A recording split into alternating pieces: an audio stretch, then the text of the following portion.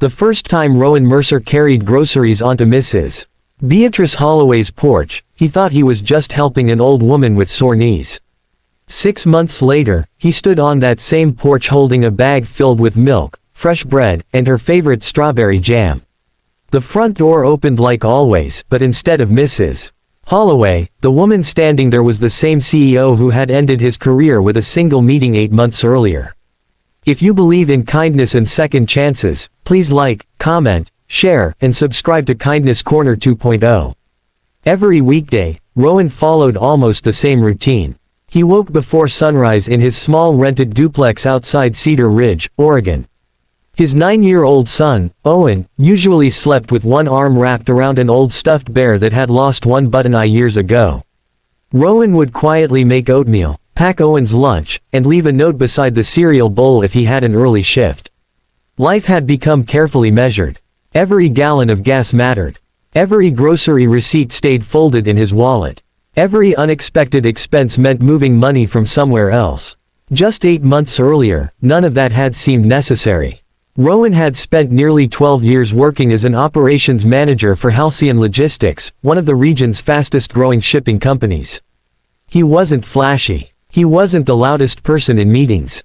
But he solved problems before they became disasters, remembered employees' birthdays, and stayed late whenever a warehouse team needed help. Then the company hired a new CEO. Her name was Vanessa Ashcroft. She arrived with expensive consultants, polished presentations, and a promise to modernize everything. Within weeks, departments were reorganized, longtime managers were replaced, and every decision was measured by quarterly numbers. Rowan had tried to adapt, but one afternoon he quietly disagreed during a meeting. Cutting experienced warehouse staff before the holiday season, he argued, would slow deliveries instead of saving money. Vanessa had listened without interrupting. 2 days later, Human Resources asked him into a conference room. His position had been eliminated. Officially, it was restructuring. Unofficially, everyone knew exactly why.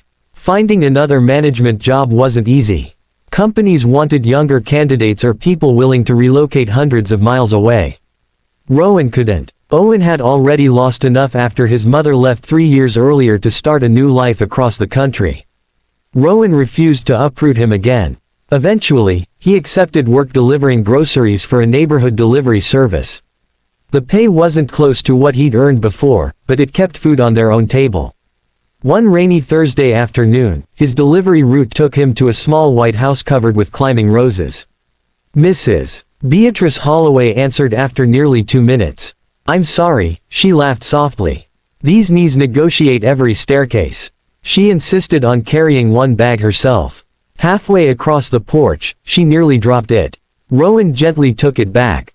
"I've got it." She smiled. "You remind me of my husband."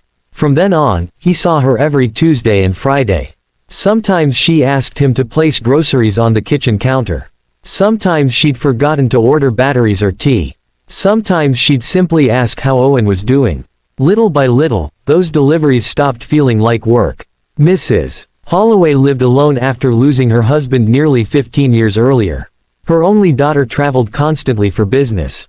She never complained. Instead, she filled awkward silences by telling stories about raising tomatoes that never seemed to survive Oregon rain or about the old golden retriever she'd loved decades earlier.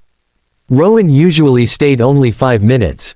Never longer. He didn't want kindness to become an obligation. Winter arrived early that year. One icy morning, he noticed newspapers piling beside her front steps. He knocked. No answer. He called through the door. Nothing. His stomach tightened. Just as he considered calling emergency services, the lock clicked. Mrs. Holloway stood there wrapped in a blanket. "I've had the flu," she admitted. "You should have called someone. I didn't want to bother anyone." "You wouldn't." That afternoon, after finishing every delivery, Rowan returned with soup from a diner near his apartment. He left it beside the door with a handwritten note. No signature. She knew who it was. After that, helping became routine. He replaced a flickering porch bulb. He raked leaves before winter storms. He carried heavy bags inside without being asked. Sometimes Owen came along on Saturdays. The boy fixed loose bird feeders while Mrs. Holloway baked cinnamon muffins that somehow always tasted warmer than they should. Watching them together made Rowan realize Owen smiled more there than he had in months. One afternoon, Mrs. Holloway looked toward the backyard. "You know," she said quietly, "people think loneliness feels loud." She paused. "It doesn't. It usually sounds like an empty kitchen." Rowan never forgot that sentence. Around Christmas, money became painfully tight. Owen needed new winter boots. The car required unexpected brake repairs. The landlord announced a rent increase beginning in February. One evening Rowan sat at the kitchen table staring at bills after Owen had gone to bed. For the first time since losing his job, he wondered whether he'd failed. Not because he wasn't working, because he couldn't seem to get ahead no matter how hard he tried. The next morning Owen noticed him rubbing his forehead. "We're okay, Dad." Rowan smiled. "We're okay." He wasn't completely sure. January brought rain. Mrs. Holloway's daughter called Rowan one afternoon. She had found his number through delivery records. "I'm embarrassed asking this," she admitted, "but Mom won't tell me when she needs help.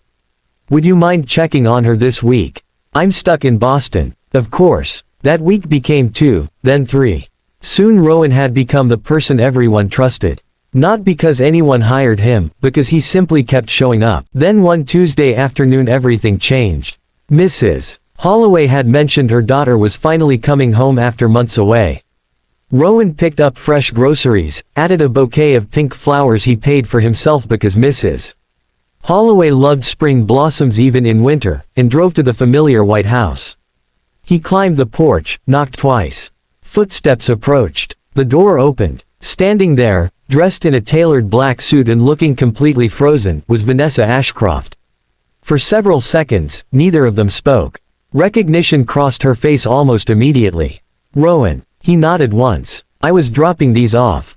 She looked from him to the grocery bags. Then back again. "I didn't know." Behind her, Mrs. Holloway called cheerfully from the living room. "Is Rowan here?" Vanessa stepped aside without saying another word. Mrs. Holloway smiled the moment she saw him.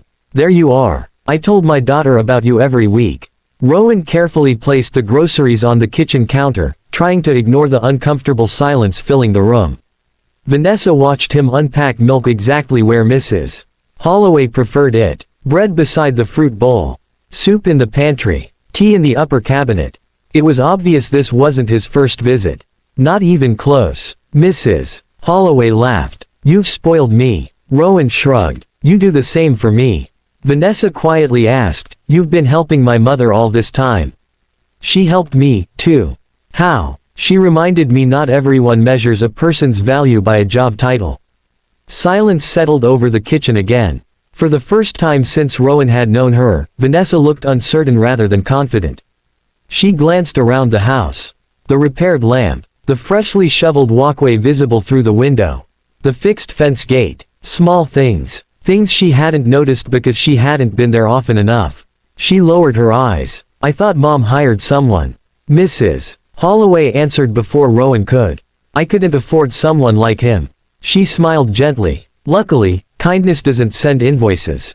Vanessa didn't respond immediately. Instead, she walked toward the dining room window and stood there for a long moment, watching Owen outside filling the bird feeder they had repaired together weeks before. Vanessa remained by the window longer than anyone expected. She watched Owen sprinkle birdseed into the feeder while humming to himself. The little wooden feeder leaned slightly to one side because Rowan and Owen had repaired it instead of replacing it. Mrs. Holloway had insisted it looked more charming that way. Finally, Vanessa turned back toward Rowan. "I owe you an apology." He looked at her for a moment before answering. "You don't owe me anything today. Today is about your mom." Mrs. Holloway smiled faintly. She had lived long enough to recognize when two people were carrying conversations much heavier than the words they actually spoke. Vanessa nodded slowly. "I'd still like to apologize." Rowan didn't answer immediately. Months earlier, he would have imagined this moment differently. Back then, he had pictured anger, sharp words, or the satisfaction of watching someone regret a bad decision. But standing inside Mrs. Holloway's warm kitchen, surrounded by grocery bags and the smell of fresh coffee, none of those feelings seemed worth holding on to. He simply said, "People make decisions. Sometimes they turn out to be the wrong ones." Mrs. Holloway excused herself to check the kettle, giving them a little privacy without making it obvious. Vanessa folded her hands together. When I became CEO, I convinced myself every decision had to be about efficiency. I spent weeks looking at spreadsheets and reports. I knew everyone's employee number before I knew anyone's name. She gave a quiet, almost embarrassed laugh. I thought I was making the company stronger. Rowan remembered that conference room. The polished table. The folder waiting in front of him before he even sat down. You didn't just eliminate a position, he said calmly. You eliminated 12 years of someone's life. She nodded. I know. The admission surprised him. There wasn't a single person willing to tell me I'd made a mistake, she continued. Everyone was trying to impress the new CEO. My board praised the cost savings. She looked toward her mother. But while I was chasing numbers, I barely noticed the person who mattered most was growing older without me. Mrs. Holloway returned carrying 3 mugs of tea. Enough serious faces, she said gently. Tea tastes better with lighter conversation. They all laughed quietly. For nearly an hour they talked about ordinary things. The unusually cold winter. Owen's school science project. Mrs. Holloway's attempt to grow tomatoes every spring despite years of disappointment. It was strangely comfortable. When Rowan finally stood to leave, Vanessa walked him outside. The afternoon sun had begun slipping behind tall maple trees, leaving long shadows across the quiet street. I'd like to ask you something, she said. If it's about coming back to Halcyon, it is. Rowan smiled politely before she finished. I'm not interested. She accepted the answer without arguing.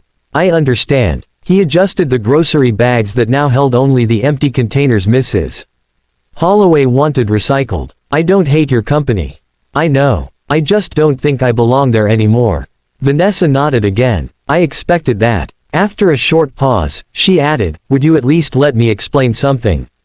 Rowan waited. The board recently reviewed everything that happened during the restructuring. Employee turnover increased. Customer complaints doubled. Experienced supervisors left because they no longer felt respected. She sighed. I spent months trying to fix problems I helped create. He appreciated her honesty, but it didn't erase the past. I hope you do fix them, he said. The people still working there deserve better. That was all. No dramatic confrontation. No triumphant speech. Just 2 adults standing beside an aging porch talking honestly for the first time. Over the next several weeks, life continued much as before. Rowan delivered groceries. Owen finished another school project. Mrs. Holloway proudly announced she'd managed to keep one tomato plant alive indoors through the winter. But one noticeable change had taken place. Vanessa began visiting every weekend. At first, the visits felt awkward. She wasn't sure where anything was in the kitchen anymore. She searched for mugs that had always been in the same cabinet. She overwatered her mother's plants. She forgot how her mother liked tea prepared. Mrs. Holloway teased her without mercy. You've become very successful, she laughed one Saturday, but apparently you've forgotten where I keep the sugar. Little by little, those visits became longer. Sometimes she stayed overnight. Sometimes she cooked dinner, although Mrs. Holloway politely suggested fewer experiments with expensive ingredients and more simple recipes. One afternoon Rowan arrived with groceries to find Vanessa repainting the old porch railing herself. There were streaks of white paint across one sleeve of her sweater. He couldn't help smiling. I thought CEOs hired painters. She laughed. My mother fired the last one. Mrs. Holloway called from inside. He charged too much and talked too little. The 3 of them shared an easy laugh that would have seemed impossible months earlier. Spring slowly replaced winter. The neighborhood trees filled with fresh green leaves. Birds returned to the feeder Owen faithfully filled every Saturday. One afternoon, Rowan received a phone call from a regional food distribution company. Months earlier he had interviewed for an operations position and assumed they had chosen someone else. The hiring manager apologized. We filled the role internally, she explained, but another position just opened. Your references were exceptional. Rowan accepted the interview. A week later, he accepted the job. The salary wasn't extravagant. It didn't come with a corner office, but it offered stability, reasonable hours, and a workplace that valued experienced people instead of treating them like numbers.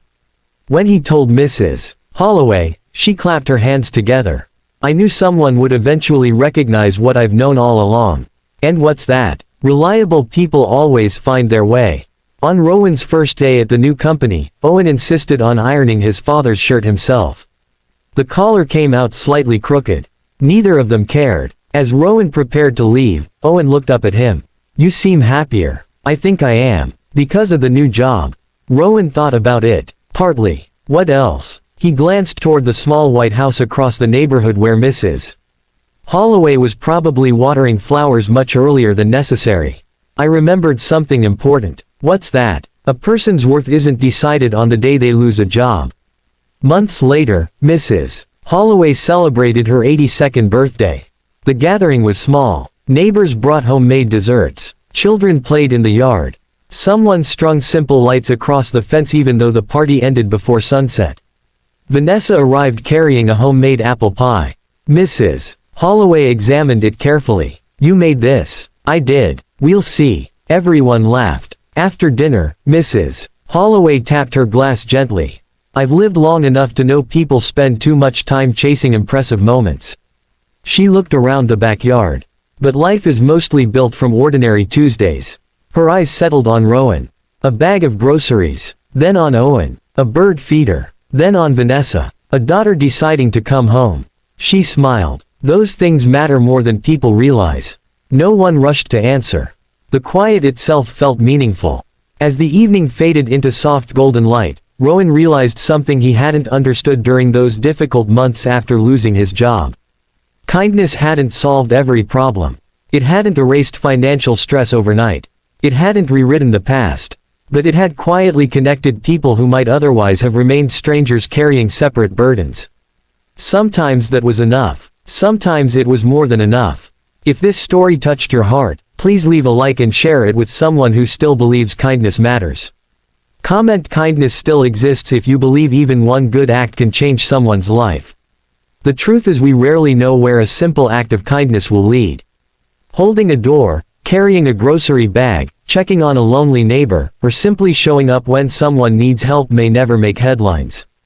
But those ordinary choices often become the strongest bridges between people.